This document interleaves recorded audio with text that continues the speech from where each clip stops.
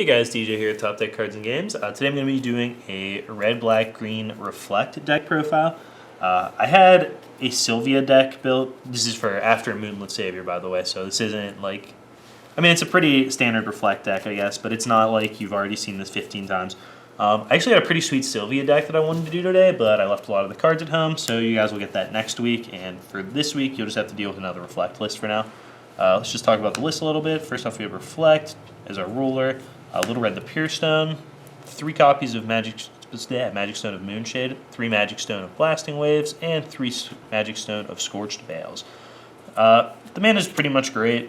I don't really have any issues with it ever. You just call red with Little Red all of the time. This is a deck list that surprisingly doesn't make great use of Refrain.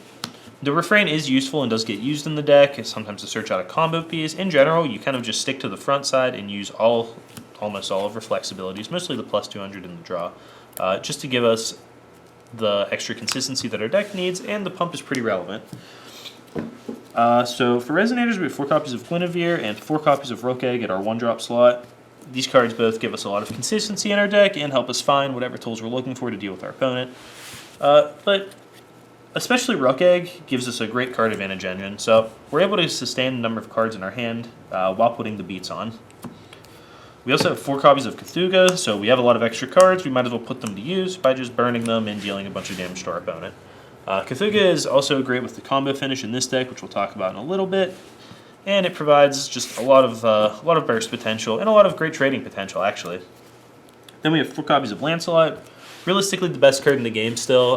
The new set doesn't change very much as far as that goes. Red's the best color, and Lancelot's the best red card. So you want to focus your deck around getting Lancelot in play, getting him to 1,000, and this deck does that better than any deck I've ever played. So we got those. We also have 3 copies of 40 Thieves. We are playing the Necromancy variant of Reflect, as well as some Rapid Growths in here, actually. So we have a lot of cards that we want to discard, and a lot of cards that we want to find. So 40 Thieves just gives us another... not great body, but good enough when you have Necromancy of the Undead Lord in your graveyard. It's a 6/6. Along with Reflect, you can get this guy to trade very well. So, just a great card to fish through our deck and put some cards that we don't really want to spend mana on into our bin. Next up, we have 3 copies of Prisha, the Pursuant Flame. Or Exploding Flame? Yeah, my bad. Pursuant of Exploding Flame. Got it, fam. This is one of the new cards in the deck. Might actually be the only new card that I'm playing right now. Yeah. But Prisha is just extremely good. It trades better than most cards. Like, it comes into play, almost always eats something, then it'll either eat a removal spell or your opponent will spend a really big attack on it, which is fine. Your opponent either spends a lot of tempo dealing with it and takes 500, or you get to 2-for-1 them. Both outcomes are great. If you can pump her up at all, she gets even harder to deal with, and I think that that's just an extremely good quality to have in a card. I would be playing for her, actually, but she also shares a mana cost with Pumpkin Witch, which is part of the combo finish I was talking about. Pumpkin Witch does create a lingering effect when you play her, if you guys aren't familiar with the card. So the Pumpkin Witch will give all the Resonators you play after it swiftness and flying as well. This means that we can play her, incarnate in some Cthulhu's. They'll all have flying, they'll go into the face, as well as any copies of Hastur that we want to incarnate into play. We're playing 2 Hastur in this deck. Hastur is a pretty good card, actually. It can deal with a lot of the problem creature threats in the format very efficiently. Not every deck plays additions to put on dudes, so it's able to kill them very easily, and just gives us another card to incarnate in, while also taking out potential flying blockers our opponents might have. To go with the addition hate, or the idea of additions kind of stopping us, we do have a copy of Sinbad in our deck. That's one of the bullets that we can tutor up with Reflect. It's actually probably the only singleton in the list other than Susanoo, which we can search up with Rook Egg, too. Sinbad took the place of the 4th 40 Thieves in the deck because it gives us an ability that just really no other card does. It's just so varied. We have a lot of card draw to use in our deck, and we're able to trade the actual cards we would see for utility in the form of either killing a Resonators, pumping him, or does he pump himself or anyone on the team? I actually don't know this answer. Pumps anyone on the team, which is great. Can deal 300 to a Resonator, or can just destroy an addition at the cost of us skipping that draw, which is really a very minor cost and just opens up a lot of utility into the deck. Susan, it's a 1-of. You can search it with Rook Egg or with Refrain if needed, and it just makes the Guidra matchups much more winnable. For our spells, we have 4 Necromancy of the Undead Lord. If you're not familiar with this card, when it's in your graveyard and you play a Resonator, you can attach it to it. The Resonator gets +2/+2 and becomes a zombie. This means that if you have this in your grave and play a Lancelot, it's already an 8/8, so using Reflect's +2 ability, it'll always be 1,000 for its pump trigger, or burn trigger, I mean. Additionally, whenever you reanimate, or I don't know why I'm calling it reanimate today, man. Incarnate in a Cthulhu, any copies of this that are in your graveyard will attach to it.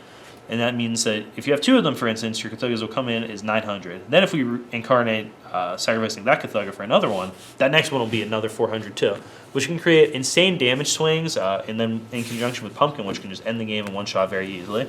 We also have 2 copies of Rapid Growth with kind of a similar mindset. It just lets our deck trade better than our opponents. We can dodge the burn from Lancelot to make it not a removal tool anymore. We can also create creatures that can trade with Lancelot more efficiently so we can deal with our opponents. And Rapid Growth has just been a card that I've had a lot of success playing with recently. It's just been very strong for me. And we have 2 copies of Flame King Shout. Flame King Shout's just key against the decks that play a lot of mana dorks and plan to go wide against you. Blockers aren't a problem for you really, since we have the Pumpkin Witch to go over them. But it does kill your opponent's elves and things. It really improves the matchup against Alice's World type decks. We also have 2 copies of Thunder that go to the face. More often than not, to be totally honest, they just clear the gap a little bit if you're just close to game. They'll also kill some of those little creatures I was talking about, though we don't have an overwhelming need to kill them. Then finally, we have 2 copies of Barrier of Shadows for the just Regalia heavy decks. We don't have any Regalia hate other than these, so it's just a very useful card to slow them down, as well as slow down other Reflect decks who want to flip back and forth. Our version doesn't really care about that so much. Other decks really will value the mana that they lose from being forced to pay 1 to flip the Reflect over.